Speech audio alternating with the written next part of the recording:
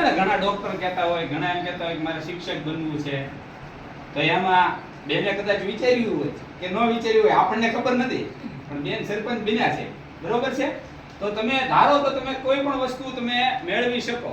અને આપણે એવી આશા રાખીએ કે બેન મહિલાઓ માટે ખાસ કરીને મહિલા સરપંચ હોય તો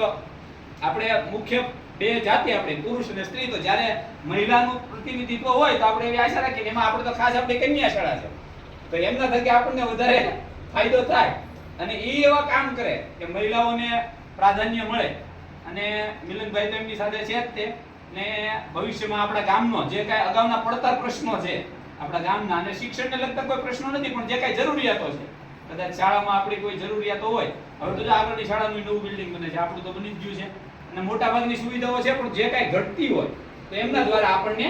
પ્રાપ્ત થાય. એવા કામ કરવા માંગે છે એવી બે ચાર મુદ્દા આપણે લીધા. લાઇબ્રેરીનું એક સરસ આયોજન એમને કરવાનું કીધું. લાઇબ્રેરી એમને વાત કરી કે સ્પર્ધાત્મક પરીક્ષામાં મોંઘા જે પુસ્તકો આવે એ વિદ્યાર્થીઓ કોઈ એક જગ્યાએ બેસી અને જો એને તૈયારી કરવી હોય તો દરેક પુસ્તકો અને દરેક કોઈને એવું હોય કે ભાઈ સ્પર્ધાત્મક પરીક્ષાની તૈયારી કરવી હોય, વડીલો હોય તો એને અલગ અલગ નોવેલ ને એવું બધું નવલકથાને વાંચવું હોય તો દરેક વસ્તુ એક જગ્યાએ ગંભીર મળી શકે. સાથે સાથે એમની સાથે ભાઈ અરવિંદભાઈ, જીતેશભાઈ, ભાઈનું નામ મને ખ્યાલ નથી,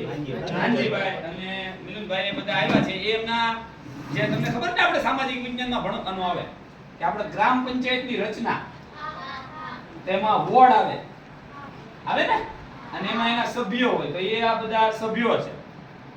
એટલે એ આખી ચૂંટણી થઈ હતી આપણે થોડાક દિવસો આપણે 22